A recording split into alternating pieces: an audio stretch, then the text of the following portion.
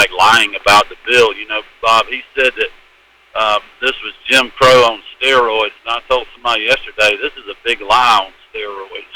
I mean, it is unreal how the other side is spinning this, but thankfully the truth is on our side, and the more that we continue to get the truth out, I think it shows how hypocritical the president is, Stacey Abrams is, Major League Baseball, Delta, and Coca-Cola as well. Governor, I was curious, did you get a call at all from the White House, from President Biden, or from the Major League Baseball Commissioner before they made this move? Did you get any warning at all or any call asking you about the law before they changed and moved the All-Star game out of Atlanta? Well, it's pretty obvious I didn't get a call from the White House, because when they started talking about it, they had no idea what's in the bill. In fact, the Washington Post of all places gave President Biden 4 Pinocchios on the fact checks on the things that he said about the legislation. Wow. You know, I did talk to Commissioner Manfred, offered to go through the bill, and, you know, I knew they were getting pressure from these, you know, groups that Stacey Abrams represents, and, you know, from other people that don't live here, corporate CEOs that are trying to pressure them, and the companies that unfortunately they withered and folded to the cancel culture, you know, woke pressure that's out there. But I talked to the commissioner when he told me that he was moving the game. You know, not ever did I get to talk to him about what was in the bill. He obviously didn't realize what was in the bill either. And that's what's so disappointing about this, and really so condescending to hardworking Georgians that are getting screwed, quite honestly, financially by the game being moved. They're losing out on just a huge weekend coming out of a pandemic, and, you know, moving to a state like Colorado that has voter ID. They don't have as many days of in-person early voting as we do. New York, where Major League Baseball is headquartered, you know, we have, I think it's 10 more days of early voting, or 7 more days of early voting than New York has, potentially 9 more days. You have to have an excuse to get an absentee ballot in New York. You don't here. And you can start comparing Georgia to many, many other states, Bob, including a lot of blue states like President Biden's own state of Delaware, and their laws are much more restrictive than Georgians, and they're just, you know, flat out lying to people.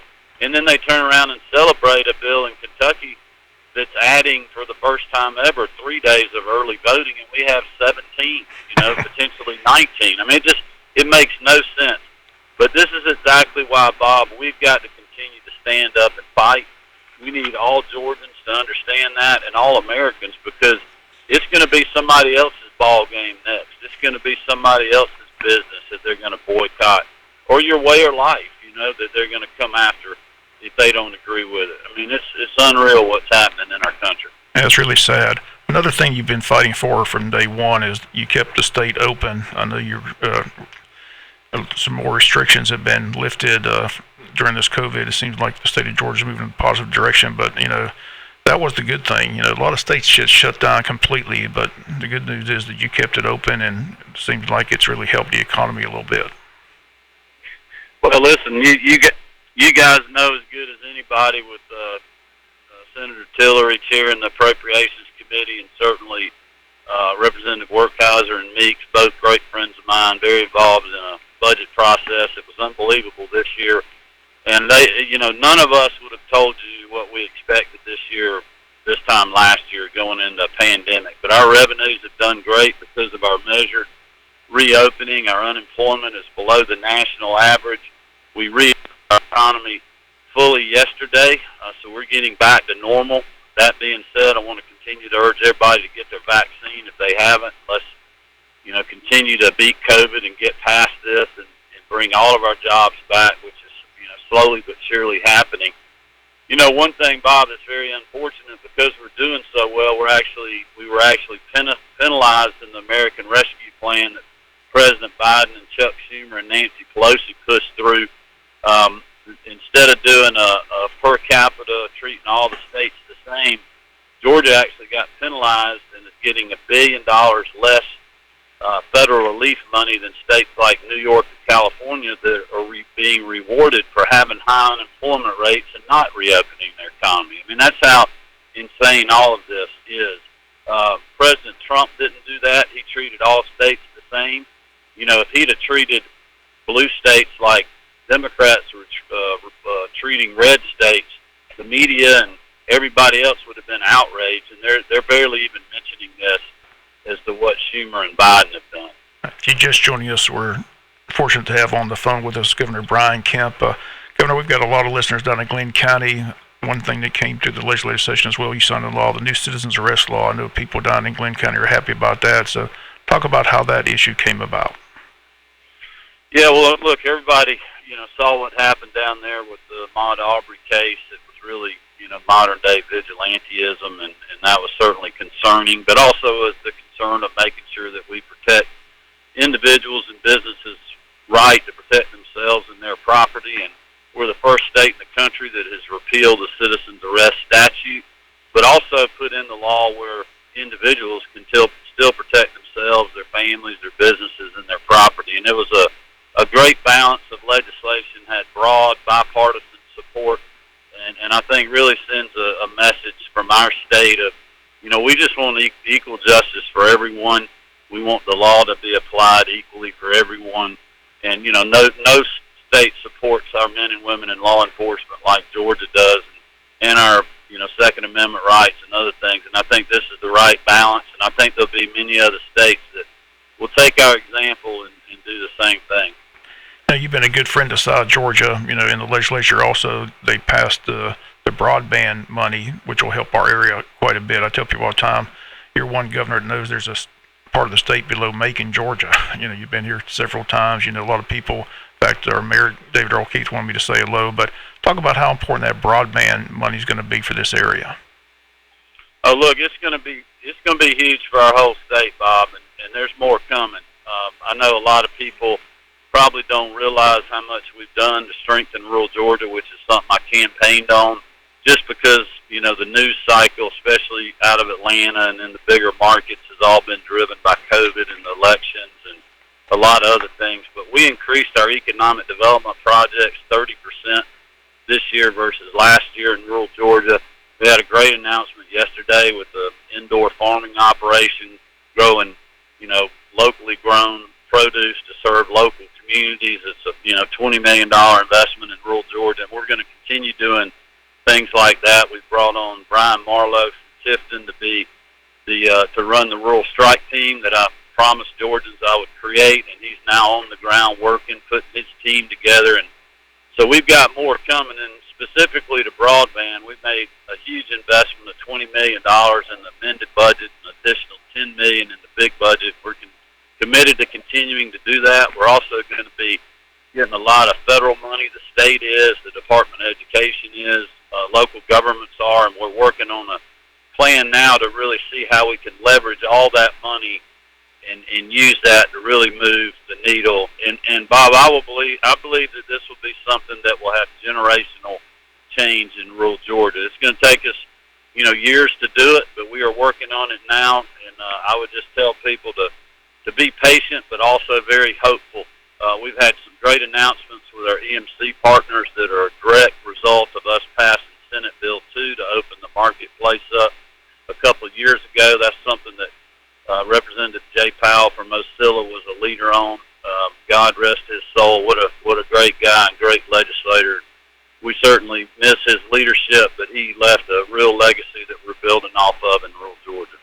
I want to go back to the All-Star game. It's a lot of money lost. Do we have any assurance? We're all Braves fans. If the Braves make the World Series, do we have assurance they're not going to pull the World Series out of Atlanta? Do we know that they'll do that? I don't think we have any assurances of anything in this world. But one thing you can be assured of, that I will not back down. We are not giving up this fight. We are going to continue to put the pressure on them to make sure that everyone knows what this is. And I don't believe they'll do that. I think that would be the height of hypocrisy. They're playing baseball games in places like Texas and New York and other places around the country that you can make arguments are more restrictive than we are. And, I just think it's been a terrible move by Major League Baseball to politicize the great American pastime. When people go to a game, whether it's a Braves game or whether it's Friday night football in South Georgia, they're not worried about politics. You know, they're worried about their team winning and beating their crosstown rival or, you know, team from around the state. And that's the way it should be. You know, we shouldn't be subjecting our kids to that at a young age. And it's really just sad that things are so polarized, and it's really been driven by this leftist cancel culture. And quite honestly, Bob, people like Stacey Abrams, you know, Georgians are getting screwed in this deal financially by not being able to profit off the All-Star game. Hard-working Georgians in the restaurant, tavern, you know, vendors, Uber drivers, whoever it is, just hard-working people. And she's lining her pockets. She's trying to have it both ways. You know, she's saying she doesn't want the game to be moved and doesn't want boycotts, but then we know behind the scenes she's pressuring all these people and then pressuring them to give her organizations money, and she's skimming off the top. So she's profiting, and other Georgians are getting bad into the stick here. Governor Kemp, we've had a lot of text messages that have come in this week supporting you in your fight. Basically, everybody's saying they hope their governor, Brian Kemp, keeps up this good fight and keeps the pedal to the metal, the pressure of keeping this forefront on the facts of this bill, this election bill that was passed, and not just caving in and being quiet. They thank you so much. I mean, you wouldn't believe how fired up people here in Southeast Georgia are about what you've done this week. Well, we got to stay fired up, and you can just tell everybody, and I'll tell them myself, you know, I am not backing down. We are going to continue to take the fight to them. We need everybody to join us and stay energized and unite. This issue, guys, I've never seen an issue in recent history that has united conservatives, Republicans, and even people that aren't engaged that much in politics, because they're just tired of big business trying to tell the little guy what to do. People that don't even live in our state trying to dictate what our state election laws are or any other policy that we have for that matter when they don't even live here in their own states worse than we are. I mean, it is the height of hypocrisy, as I continue to say, and we're going to keep fighting and appreciate you guys continuing to drive that message to your listeners. We just got a text in that says, I'm African American, and we, their family and friends, are not for the MLB game being moved.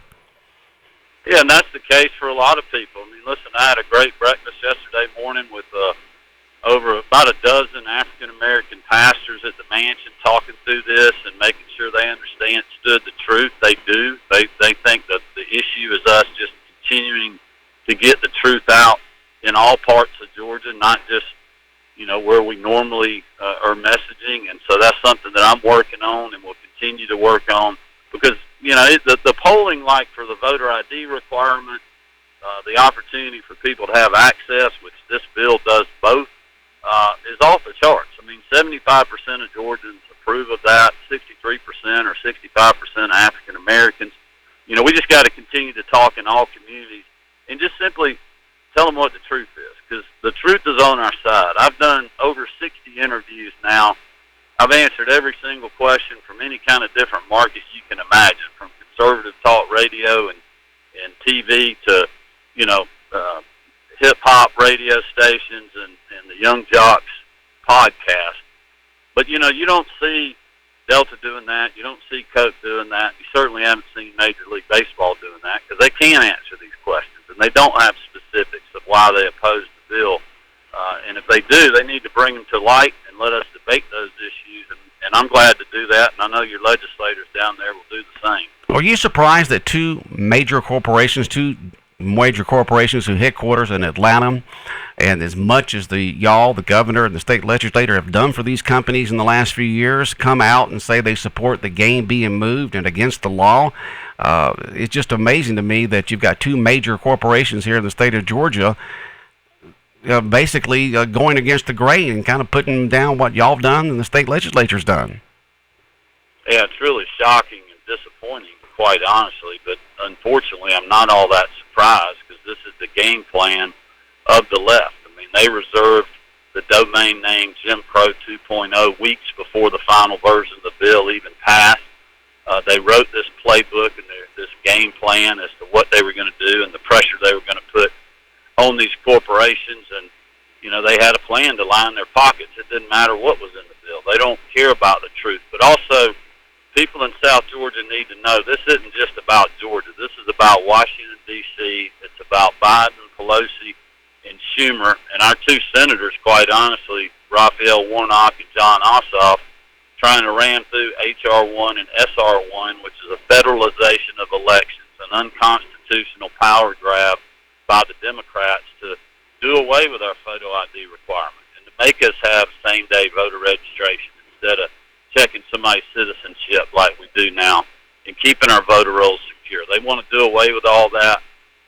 That will really just secure their power. This is all about Democratic, and really even not Democratic. It's more leftist, the socialist agenda of AOC and others to do this takeover. Governor, again, we appreciate the time. You're always welcome here on the world famous Butch and Bob Show. Again, thanks for being a friend of South Georgia, and again, look forward to seeing you in person shortly. And again, thanks again for being here on the show. We deeply appreciate it.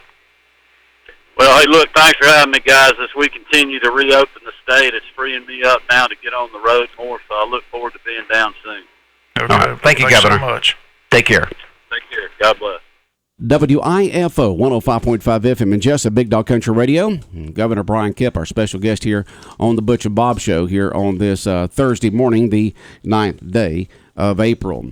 Good comments from the governor there, Bob. Yeah, said just appreciate him taking time out. Said like I said, he's been doing a lot of interviews, and like I said, you can tell he's a bunch of them. He's fired up about this issue. Like I said, he's not backing down at all.